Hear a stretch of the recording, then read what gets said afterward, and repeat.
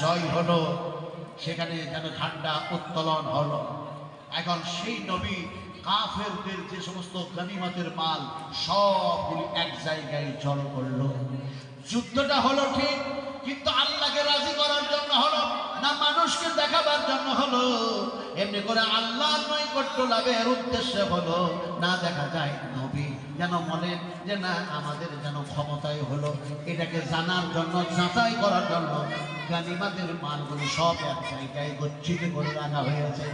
আকাশ থেকে যেন অগ্নি আসলো, আসমান থেকে আল্লাহর হুকুমে যেন আগুন নেমে আসলো।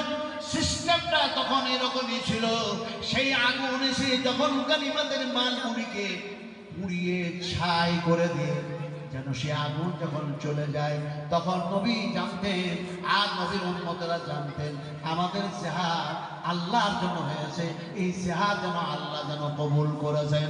আগুন আসলো ঠিক, সেই নবীর জামানায় আগুন আসলো ঠিক, কিন্তু সেই আগুন গনিমতের মালগুলি খেলো না, পুড়াইয়া দিল না। সে আগুন যেন ফিরে চলে গেল।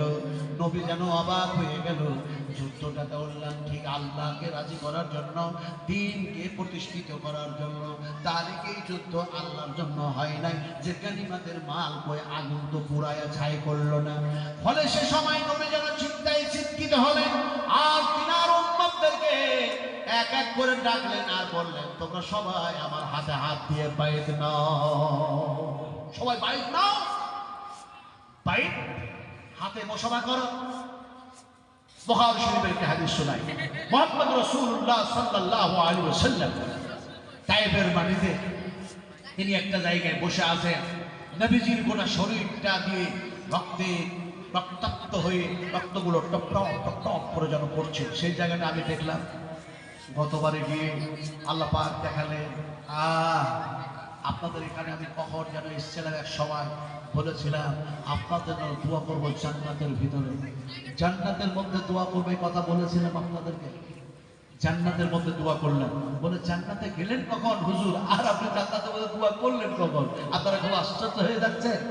নবীজি বলেছেন, বুখারী শরীফের হাদিস, আমার নবী আপনার নবী নবী মুহাম্মদ রাসূলুল্লাহ সাল্লাল্লাহু আলাইহি ওয়াসাল্লাম বলেছেন, আমার মেহরাব থেকে আমার মিম্বার, আমার মেহরাব থেকে আমার মিম্বার, এটা হচ্ছে রিয়াজুল জান্নাহ, এটা হচ্ছে রিয়াজুল জান্নাহ। তো ওই রিয়াজুল জান্নাতের মধ্যে গেলাম, আপনাদের জন্য দোয়া করেছিলাম। কি দোয়া করেছিলাম সময় পেলে আলোচনা করবো। তো সেখানে দেখলাম, সেখানে গেলাম। তারপরে দেখা যায় নবী মুহাম্মদ সাল্লাল্লাহু আলাইহি সাল্লামকে দেখলাম যে তিনি বেহেশতের মধ্যে শুয়ে আছে।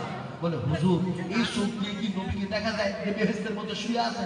বলে এই চোখ দিয়ে নয় রে ভাই, ইমানের চোখ দিয়ে